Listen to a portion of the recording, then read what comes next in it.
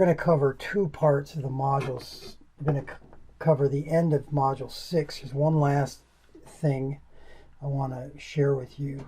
And then we're going to cover the first lecture of Module 7. But it's actually ending up, I've got it Lecture 1 and 2 because I actually intended to teach this last time. And I think I can do this all in one lecture to get you all the way to the equivalent circuit for the induction motor, so you can understand better the lab and understand your homework. So regarding the end part of lecture of Module 6 on DC machines, just bear with me a second. I'm trying to get my visuals for my own self set up here. I've got, if you want to have some help with this, open up the Module 6 Lecture 4 handout and to follow along with this. But what I want to talk about, and I'm going to re-sketch what we've got on in here, is I'm going to talk about a DC machine. So we're going to have a DC motor. And, you know, if you've noticed when we talk about these machines, especially when we get into the DC and the induction motor, these are really practical machines. So I'd like to talk about what their ratings are first and then go from there. So it's typically, you've been given this information about a DC machine and you've been given some parameter ratings. So pretty much breaks down into parameters and ratings, and all we've got here is I'm going to give you the armature voltage rating of 220 volts, the power rating, which if it doesn't say what it is and you don't have any information about the shaft, assume that it's the power applied to the armature, which is what I'm going to do. You've been given the rated speed also of, and it ends up being 955 RPM. I'll give you all a clue. I actually used the same parameters of one of your homework assignments. This is not the homework assignment, but it's related. One of the homework problems. The parameter, the only parameter given is that I'm going to give you is the armature resistance, which is 1.5 ohms. And so we're really talking about a DC machine equivalent circuit. Looks like this. I'll put these little boxes here. This is the armature voltage right here applied. Now it's actually maybe better to say the source voltage from a DC supply. The voltage across on the other side of the armature is the armature voltage. And there's a power that the power that I'm talking about right now is the power looking into the machine. And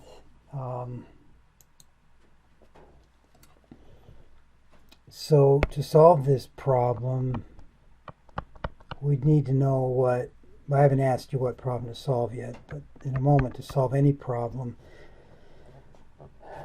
we've got to get these electrical variables, the current for the armature and the back EMF, or the EMF, EA. And so what we're going to ask is, let's assume this is a supply. It's a variable supply. It's actually, this is a very similar to something like I'd give as the very first problem in the drives class. This is a motor drive, a DC motor drive that's applied to the motor, and you can control the voltage that's applied, and it can give you a V max of 230 volts and a V min of 100 volts. And so I'm going to ask to find a couple of things.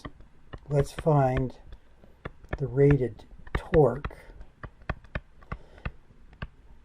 Now you all know that we've talked about the applied torque. That's the torque electrically applied to the shaft. And we talked about the shaft torque, which is the torque mechanically applied to a load. We haven't made a distinction here, so what you're just going to have to assume is that it's the electrical torque. We typically call it TE. It's also called T mechanical, as opposed to the torque at the other end of the shaft would be T shaft. And so we're going to assume that it's that torque that we're after. And so let's find that first. So the rated torque would happen under rated conditions. There's two ways to get that. Okay, there's one way is I've given you, well, actually I take it back. Here I am kind of ad-libbing a little bit. There's only one way to get it right now. We need to find the current. So we need to find IA, and we need to find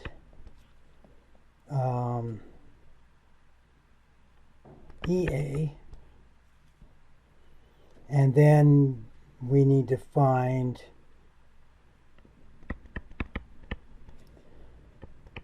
basically the back EMF constant, which would be KA phi D. So we need those three things. Can we do that? Well, we know the input power under rated conditions, the power applied to the armature. We know what that is. We also know that it would be equal to the V under rated conditions times the rated current, because that's all it could be. We've got the power looking in to this machine. There's nothing else. We don't have any shunt winding for the field. The field, I guess to be complete, is separate. I should write that. And there's a field current associated with that. And it's being supplied separately by another controllable supply. Now, what we want to do, we can simply rearrange what we've got going on here and say that the rated current is the power at rated conditions divided by the armature voltage under rated conditions. So the power is 2.2 kilowatts, or 2200 watts, divided by the rated voltage, which is 220 volts, so it's 10 amps.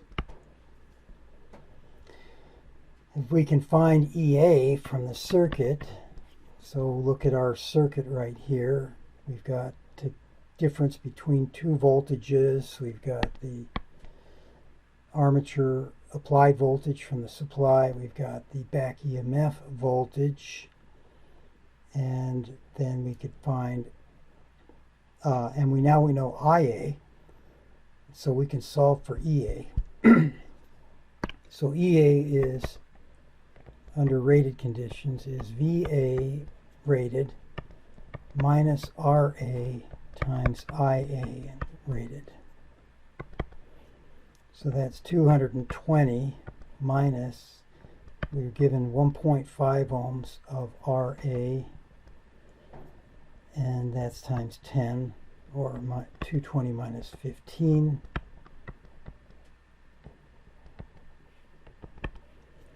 So that is 205 volts.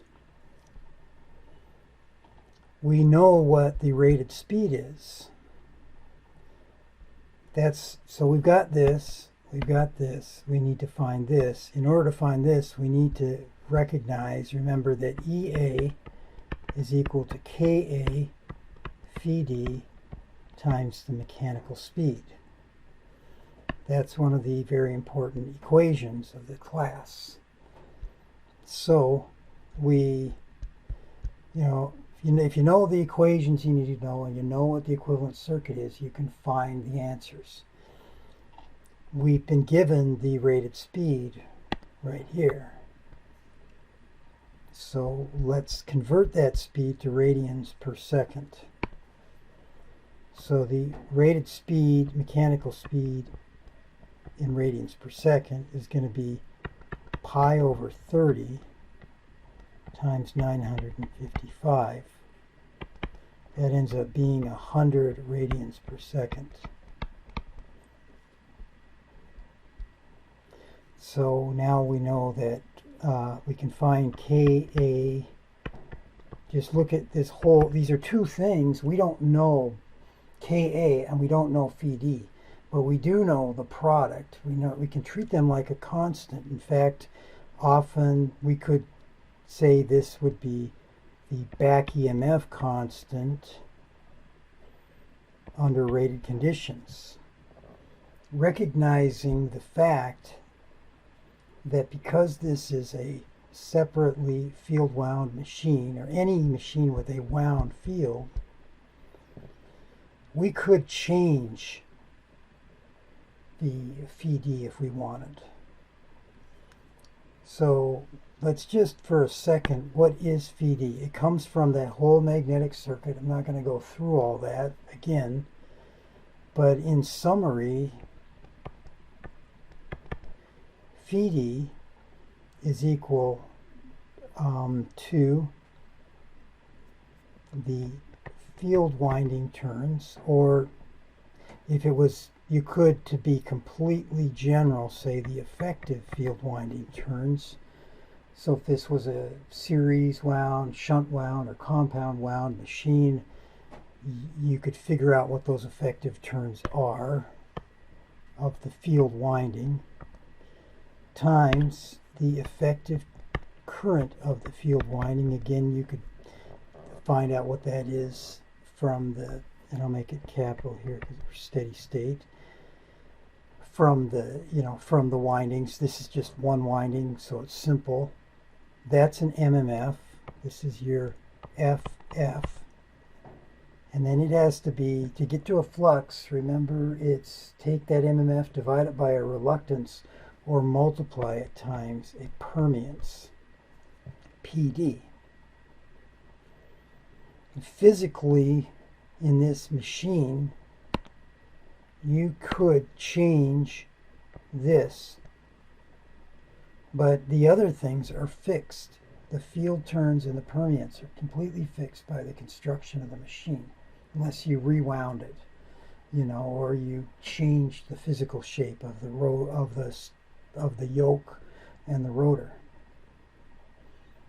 Okay, so that's what that is. We could say, let's take what we know. We're going to find this under rated conditions, EA rated divided by the mechanical speed in radians per second, and that is 205 divided by 100. And so the Ka phi d is 2.05 volts per radian per second, or 2.05 volt seconds. We also know that a volt second is a Weber. So it's really, we're talking about a Weber turns, actually, because we have the Ka. This is really the same as a flux linkage term. Any questions so far? Not really. Okay. No question, that makes sense. Yeah, so we have found this. We've found things that are important to use. We found this. That's that number right there. We found our rated current. Okay, so the next thing to ask is the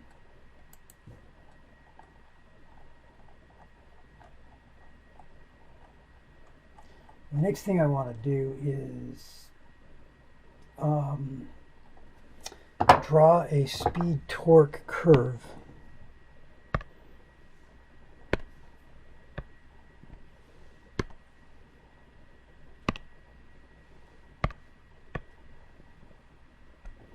So we introduced this already. What is a speed torque curve? Well, it's a curve that shows the capabilities of the machine. And we know one point on this curve now. We know the rated point. So this is the TE rated. Well, we don't know it because we don't know the torque, but we're going to find the torque. We know the rated speed. We could put this axis here in terms of radians per second, or we could do RPM. It can be either or. But I'll just leave it in radians per second right now. I want to find the rated torque, right? I don't know that. Well, there's another important equation that we've learned.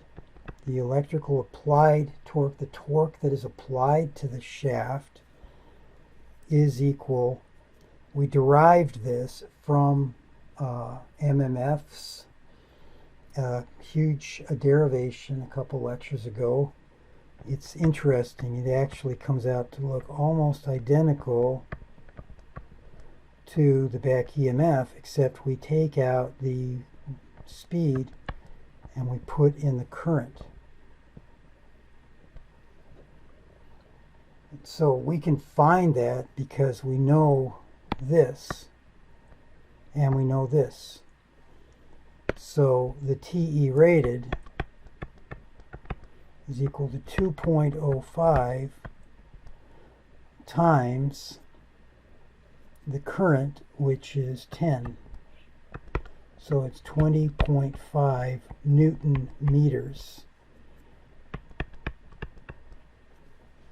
Okay, so we've got that value now, and that's what this is. So this is 20.5. This is 100. We've got 1 point on that curve. I want to take the opportunity to come back to something we taught you before. There's a relationship between torque and power, right? There's a mechanical relationship, and we could actually, I mean, hopefully you're all getting the significance of this. You know, this is a very, very significant point.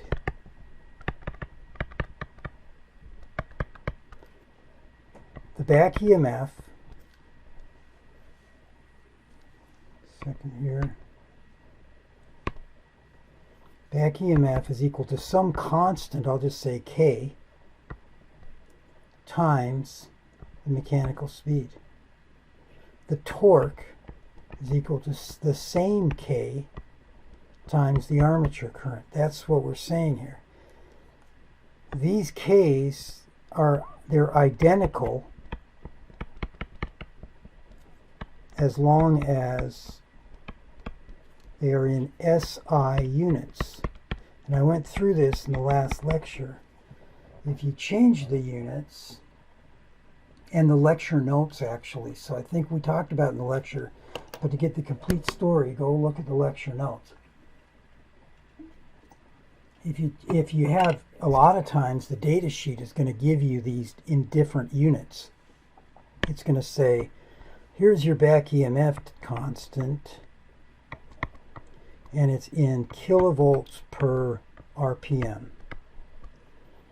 And it's going to give you your torque constant, kT. It'll give you one or the other. It doesn't have to give you both. You can find the other one, but you have to convert it in foot-pounds per ampere. So, you know, you'd have to go convert this. This guy gets converted to volt seconds. If this guy gets converted to Newton meters per second, then magically these two things end up being equal to each other if you convert them into those two units. That's kind of the miracle it would seem about about the DC machine, but this is really just physics. So I'm going to prove that to you. What's the mechanical power that gets applied to the shaft? Okay, applied to the shaft by the electrical circuit.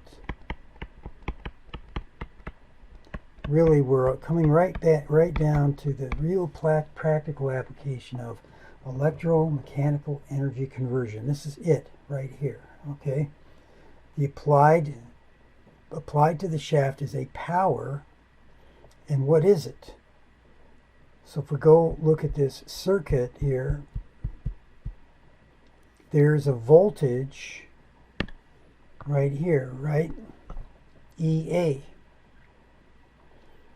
And that's really where the shaft is, because that is a moving thing. It's in the machine, DC machine. The armature is moving, and the field is stationary. There's a current flowing into that voltage, so obviously we should have a power, right? There's going to be a mechanical power. It's EA times IA. So if we come back to this here, EA times IA, what is that? Well, let's substitute in let's say we don't know much about torque, but we know about, well, before I'm getting ahead of myself, we know another expression for power, right? You guys remember what that is? A squared R? No, well, that's electrical. There's another way to find mechanical power. Do you remember? It's a product of two things. I'll give you a hint. They're on this curve. You know, think about it. Whenever I give you some kind of a curve, if you have a volt-ampere curve, V times A is power, right? We have a torque speed curve. So what's power? What would be the power at that point? Times speed. Torque times speed. That's right. Okay, so this has to be equal to the electrical applied torque times the mechanical speed. So let's break this down. We have Ka phi d times the armature current. I'm sorry, Ka phi d times the mechanical speed times the current.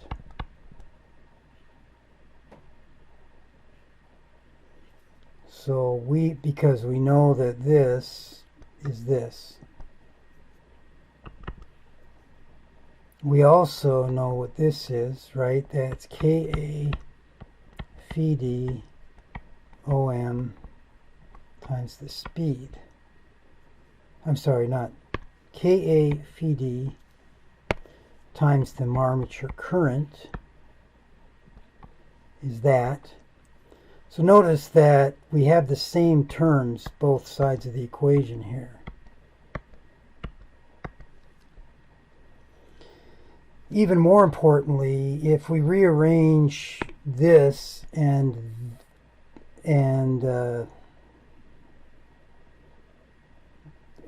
this, TE, let's just say that as I started out, I only know this.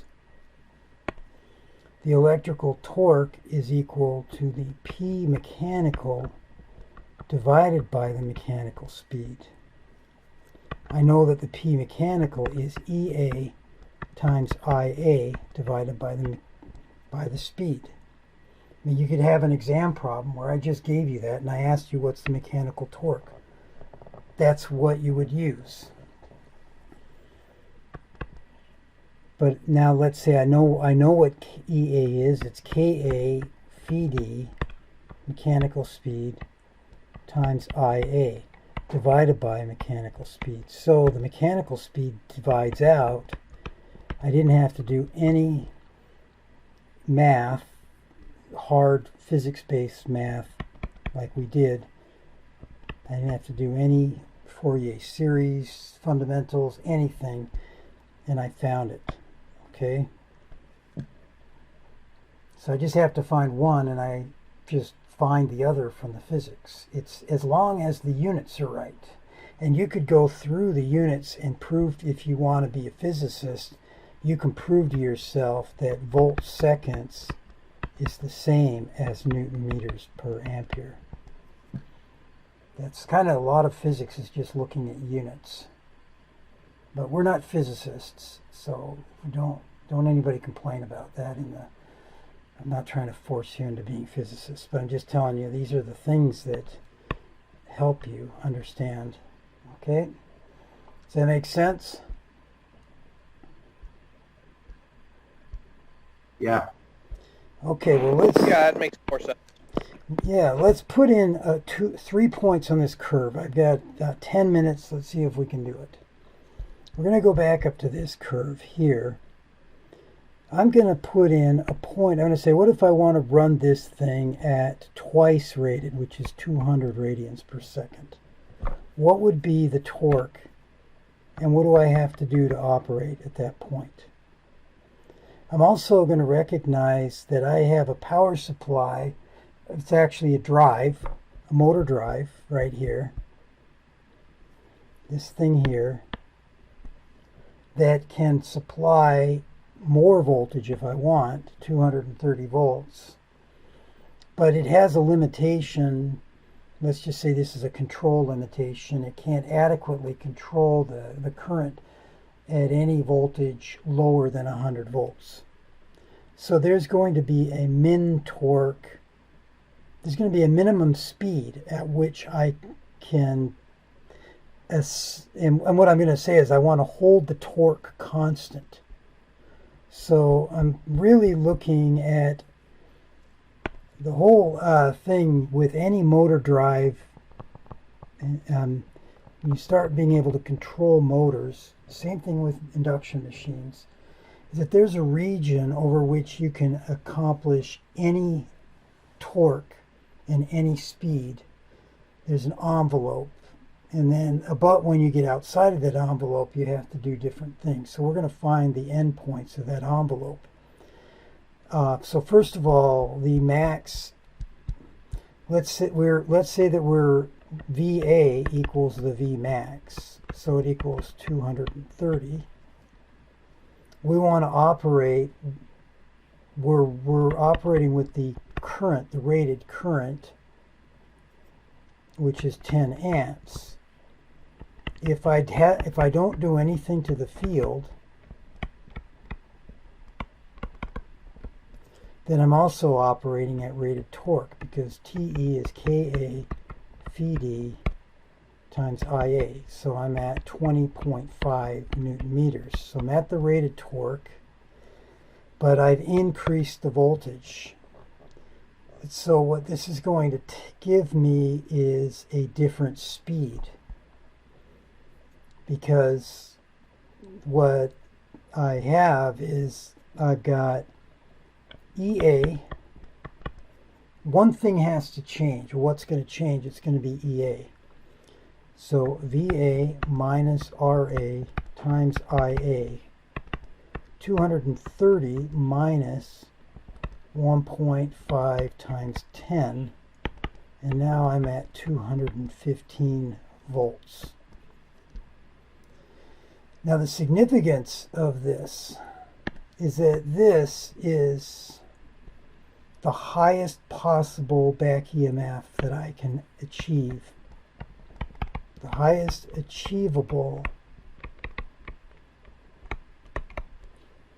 back EMF, given the fact, that I have an armature resistance, right? And I'm supplying a current. Highest achievable back EMF at rated torque, or rated current, and rated current. So I can find the new speed. The speed is going to be 215 divided by the torque constant that I found, the Ka psi d right here, 2.05. And so I end up with a speed of 104.9 radians per second, approximately 105 radians per second. If I convert that into RPM, this is the maximum RPM I can get out of this machine. It ends up being 30 over pi times 105, which is about 1001 RPM with this machine. So I can get this thing just above 1000 RPM. So I'm looking at this, and that says, okay, I can hit rated power, or rated torque, right here. So this is the corner, this is the envelope, the high end of speed that I can achieve rated torque with. Now, I mean, if I take the minimum speed, if that's what I want to find, I'm going to apply the Vmin is 100 volts. And so the new EA is 100 minus 1.5 times 10. So that ends up being 100 minus 15, or 85 radians per second. I'm sorry, I'm really getting ahead of 85 volts, right? Okay, so what's the speed? 85 divided by 2.05, and we have 41.5, a little less than half of the rated speed.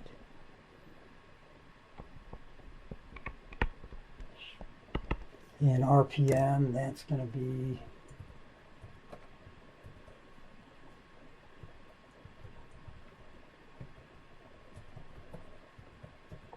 about 396 RPM. So we can hit, rated is 955, we can get around 400 RPM out of this at rated torque because of our limitations here. So we're right about here. That's about 0.4 times the rated speed.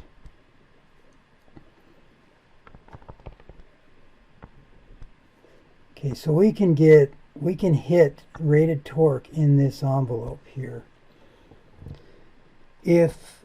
What if we want to get to lower speeds? What is this going to look like?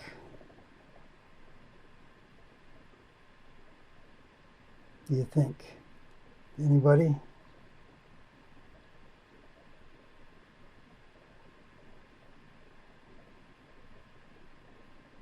what are we going to do? What's the torque speed curve going to look like?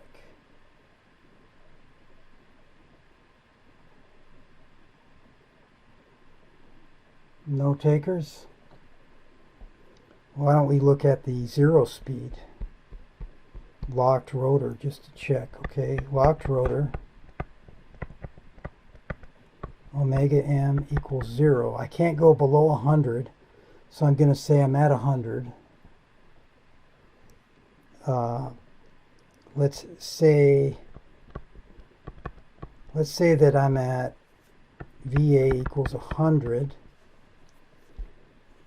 Then I have to recalculate the current, don't I? So the current is going to be 100. It's going to be the voltage. It's just, I've tried to do this so you don't get confused. The armature voltage minus the back EMF divided by the armature resistance. But this is 0 because of that, right? So it's simply VA over RA. That's 100 divided by 1.5. That would be the current if I'm at the minimum speed. So I've got 66 amp.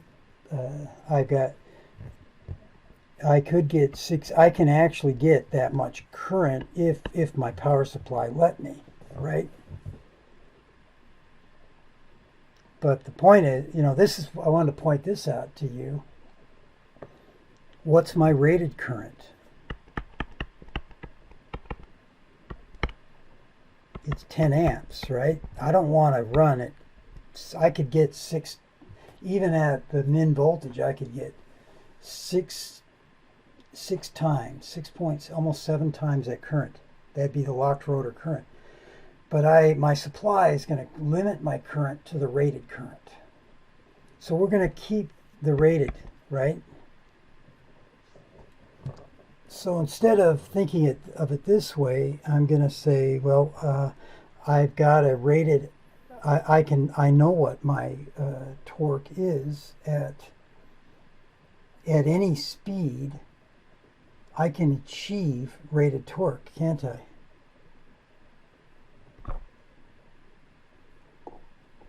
So what does this mean? At 0 speed, I can get to rated torque with this drive. Does that make sense to everybody? So I can hit anything in this point here. All right, now what about this? What do you think? What am I going to do to hit this point? To hit the torque at 200? What do I have to do? To hit a torque, to operate at 200. Can I do that? Anybody? Reduce the flux. Pardon? Reduce the flux. That's right. That's exactly right. Here's the issue. The amount I can go up in speed with this machine. I'm only limited by the voltage that's on the end here. So I've showed you that if I'm trying to hit rated torque, I can go all the way up to, to this point right here that I am showing you, right? But the supply voltage can't go any higher, and so I also can supply 10 amps of current. But if I want to really maximize what I can get out of this machine and increase the speed, something has to go down. And so what has to go down is Ka psi d. This here. This can be reduced. By reduce, and essentially by pushing down the flux, phi d, because I can control the field. So it's called weakening the field. I can weaken the field. And so the way to solve a problem like this, if I ask you, assume IA rated is maintained by the drive, what is the torque at 200 radians per second, or 2 times rated? So what I can do then is I can go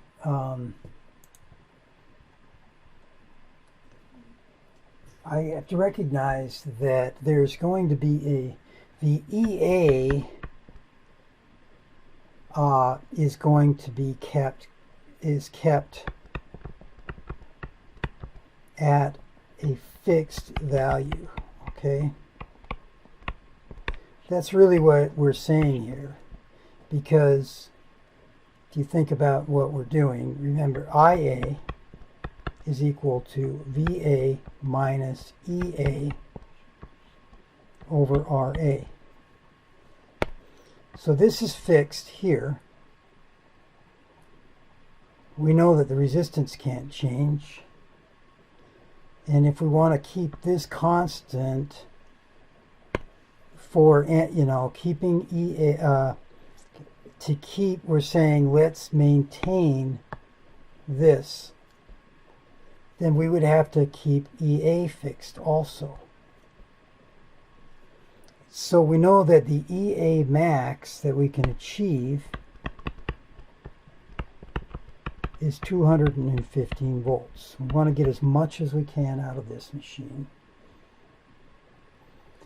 We can write a new expression for that. We could call it E at 2 times rated speed. We're going to have what we call EA, I'll just call it EA prime.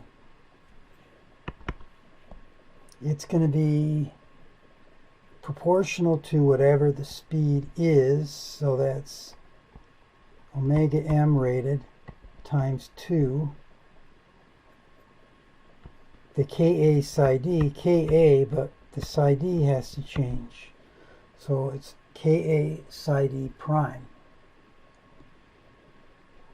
And we know that, therefore, EA prime equals EA max.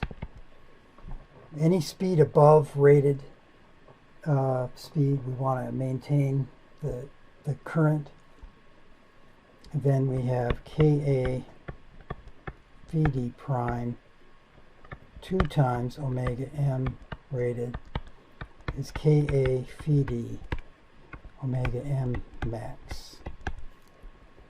And then we can just rearrange things, because what we want to do is we want to find this. And the question I'm going to ask is, so we have to weaken the field, so by how much do we reduce the field current? Or I think there's the homework problem says, by how much would you increase the resistance of the field, assuming you're using a rheostat to control it and you know what the voltage of the field is. Essentially we could be saying, how am I achieving my field weakening? Going back up to the circuit here, I'm doing that by adding a resistor here that I can vary, a rheostat of some sort. That's what we did in the lab. And I can control that to reduce or weaken the field. So rearranging everything here, these things cancel out, and I really want to find phi d prime over phi d, the ratio of these two. And that's, I'm trying to get this. Well, I'm sorry. No, I'm not trying to get that. Apologize. What am I trying to do? I'm trying to find how much I have to reduce it. And so it's going to be equal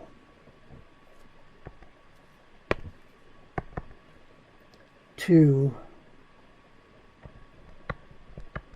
the max speed that I found over 2 times the ratio of these two. The ratio of these two speeds. Did I do that right? It makes sense? It should, I think. Basically, I'm saying it's going to be 105 was my max, and this is 200. And after this ratio here, that ends up being equal to 0.524. So I almost have to cut. That means that I have to reduce the field by almost 50%. What am I really saying here? I've got a field turns. I have a field current prime I can control. I've got a permeance that I can't control. The bottom is the same field, a different field current, and the same permeance. These cancel, right?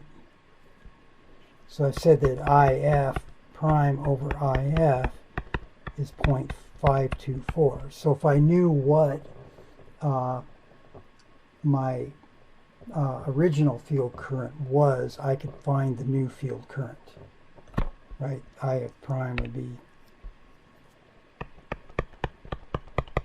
0.524 times the nominal rated field current. Does that make sense? Yep. What happens if you have zero field to the speed? Our lab instructors found this out. The equipment won't work. That's why they couldn't get Lab 5 working before we had the shutdown. And they didn't realize that, the drive wasn't letting them. It was protecting itself because the only thing that would limit the speed would be the mechanical losses. And your speed would just take off. So you want to make sure you have a field. So essentially what we've done, and you can do the rest of this yourself, but if you want to think about this, but we found that there's one more thing, I guess, that we have to do. Oh, great. Okay, so what's happened is the torque changed, right? What's the new torque? Well, we know that we've reduced Ka psi d. So the new torque is going to be 0.524, approximately half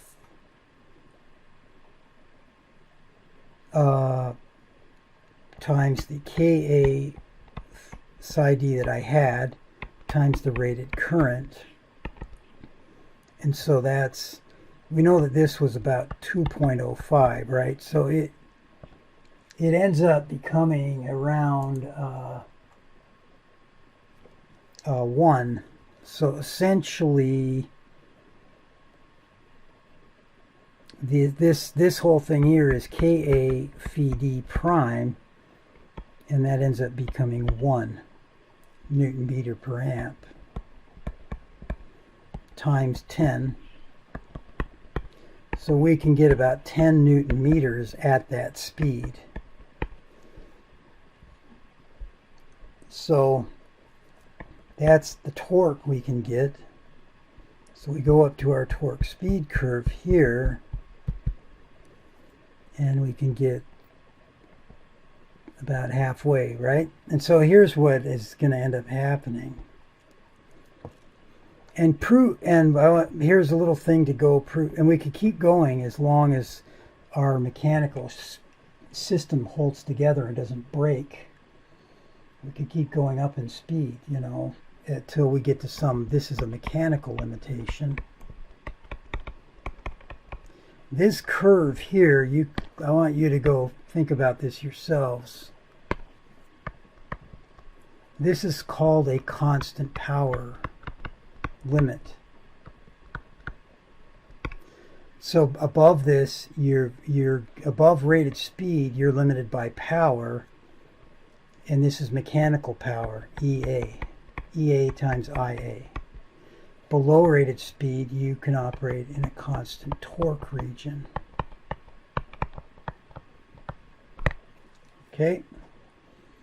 So that's it for DC machines. If there's no questions, I'm going to jump into AC induction motors. Okay? I have a quick question. Yeah. Is that the runaway that you were talking about? The runaway would happen, right? If you keep dropping the speed, All the way down to 0, right? yeah. At some point, well, there's going to be some mechanical limit, right? It's going to stop you. Yeah. It's not going to go to infinite speed, I don't think, because thankfully you have resistance in the armature. Okay. Yeah, but that's the deal. Yeah, so this would be your losses. So this would be the torque loss. And remember, if we could find, let's say you had a machine, a mechanical system that you could hold together. You want to find what are the inherent mechanical losses. So you could basically find that the efficiency mechanical would be the TE rated plus the T loss. For example, the rated mechanical efficiency, would be the ratio of the sum of these divided by the rated torque. The rated torque divided by that ratio. TE rated divided by TER plus T loss, that would be your mechanical efficiency. Is that good? Jorge? Yep. Okay, good. All right, well, let's talk about an induction motor here for a moment.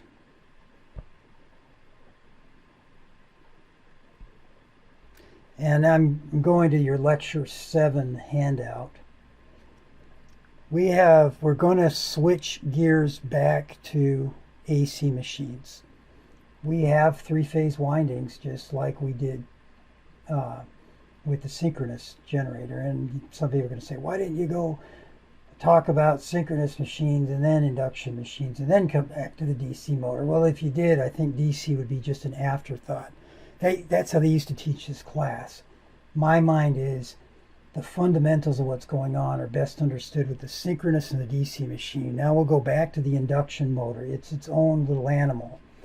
The induction motor was invented by Tesla. In the next class, I'm going to show you why I think it's the greatest invention that's ever invented. Okay? But let's just talk about what it is. In the synchronous machine, this is a synchronous generator right here that I'm showing. We have a field on the rotor, and we have the armature, right? Armature windings on the stator. This is kind of the equivalent to the armature that's on the rotor for the DC machine. Remember, and we'll show animations next time, but remember I showed you that animation that showed that the field MMF from the three-phase windings all working together was making the field. So recall that flux is proportional to MMF. So this could be flux or MMF, but the armature MMF from the blue, so that's really from the blue winding, is moving at a speed which we call the synchronous speed, which on the last exam almost everybody didn't get right. And that'll definitely be on the final. Okay, the synchronous speed of this And it's actually because I have a field winding, because I'm putting energy into the rotor winding field, I can exactly pull the rotor with the synchronous speed of the flux. So as the flux is moving to different positions, as it's shown here, the rotor is at different positions. So this is, say, theta R1, it's at a different position, theta R2, and at a position theta R3. So it's being moved. And the speed of the rotor and the speed of the flux are totally locked with each other. Well, now what is an induction motor? An induction motor says, let's take the same, to be exact, I probably should show that there's a voltage here too in this picture here. I have a similar winding. The only thing is I can't really call this an RF. This is, I've been color coding again so that your minds will make a distinction. This is armature, this is field. Now I have an induction motor. I can't really do that. I'm not going to use the blue color. It's kind of a mix of things. I'm going to apply I could take the same exact three-phase winding as I did with the synchronous machine, but I'm going to get rid of the field winding on the rotor, and instead I'm going to put in there another three-phase winding right here. And I'm going to do one more thing. I'm going to short circuit all the turns of the windings together. I'm going to short them together. So I don't have to put any energy into this. It's just going to create its own energy because I've shorted these windings, because essentially you're going to have kind of a field action of inducing flux into the rotor because of the movement. This is really a function of Faraday's law. The movement of the flux linkage of the associated with the I'll say there's going to be a field induced into a flux induced into, and I'm not going to call it a field, I'm going to call it a rotor. So just a second here. There's a rotor flux due to the stator, which we called armature before, lambda RS, that causes this to happen. So what do we have here? I'm not going to call this an armature anymore. I'm going to call this a stator windings. And I'm going to call these rotor windings.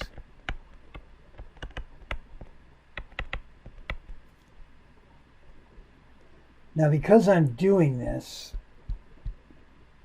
what happens is this is the synchronous machine.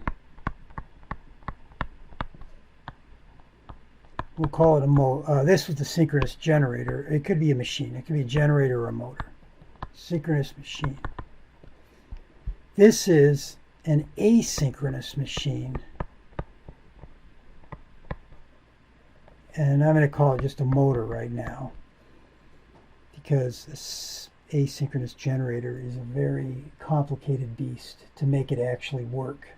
But it's really the same thing as what we call an induction motor, because we're inducing the field that we need, or the flux that we need, into the rotor. Now what happens is a result of this. This is the same, this is the stator.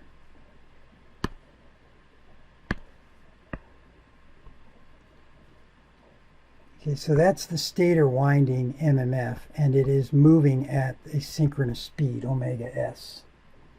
Just like before, nothing's changed.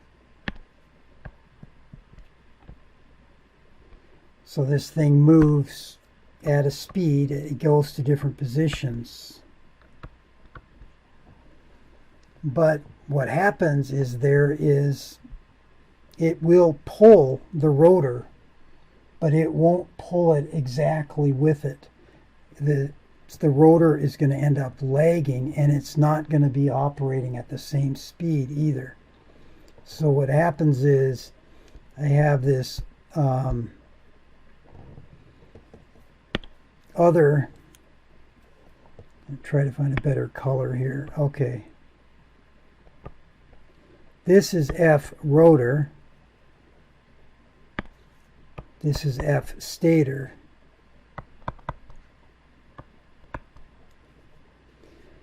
So the rotor is going to operate at a constant speed in the steady state.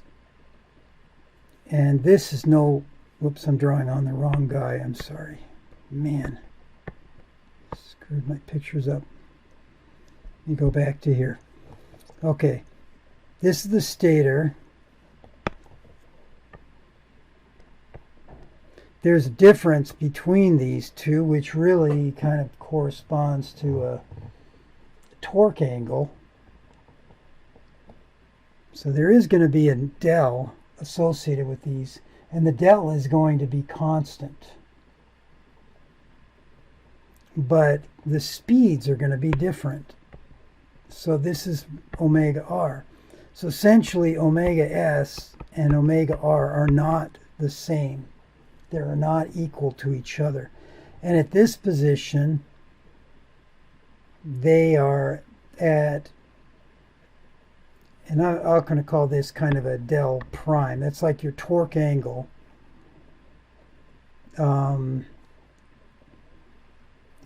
if you recall back on this machine here, we had a field MMF for the synchronous machine that stayed locked with this, right? And we had an angle, a torque angle.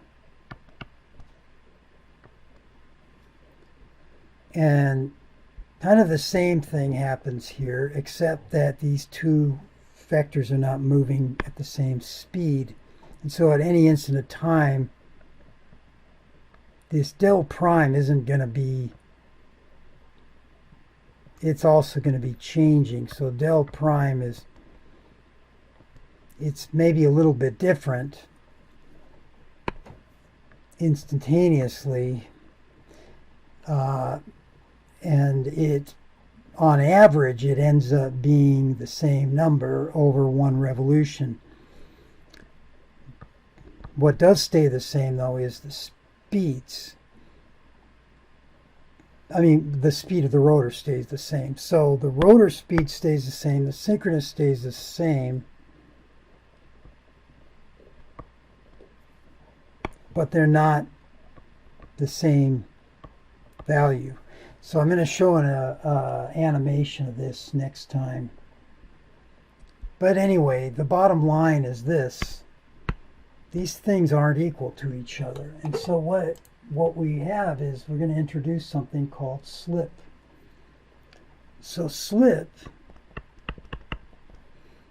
is how we measure the difference between these two. And it doesn't matter at what load you are, you can never have the same speed of the rotor as you do with the synchronous speed. And the slip, which we call it S, is defined as the difference between the synchronous speed and the rotor speed divided by the synchronous speed. So this is an extremely important number one equation for induction motors. There's a slip that is defined that is associated with the difference between the synchronous speed and the rotor speed. Now, what is synchronous speed? Remember, we can find the synchronous speed from the electrical frequency applied to the rotor. To the stator, from the electrical frequency applied to the stator. So we have an omega E that gets applied. They're related by 2 over the number of poles. So if we know omega E, we can find the synchronous speed.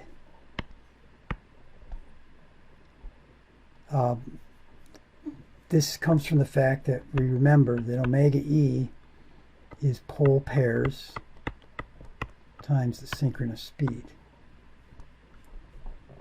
In the synchronous machine, that synchronous speed was the rotor speed. It's no longer the rotor speed now. And so if you, so this slip is, what we'll show you is that the slip increases with load.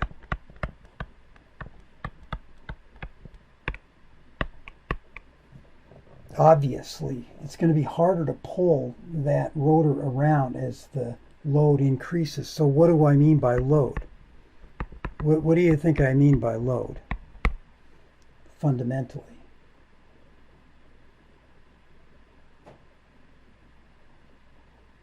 What it is returning. Pardon? What's that again? Whatever it is that returning. Like, Yeah, it's the mechanical load, really. At the end of the day, we're really talking about the mechanical load. The T mechanical, right? That, it's kind of equivalent to what we were just talking about with the DC machine. Whatever, you know, either on the shaft, right? So it's what is on the shaft.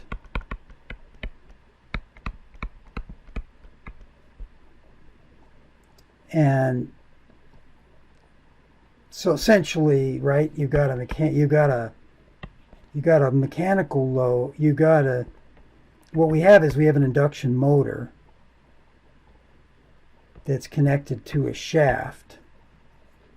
It's going to try to turn this thing at a certain speed by applying a torque, which we call T mechanical or TE. On the other end of this, we've got a load, which we call T shaft. And really, if we had a lossless system, T shaft equals T mechanical. So, you know, you have opposing load and you're applying a torque to get to that load.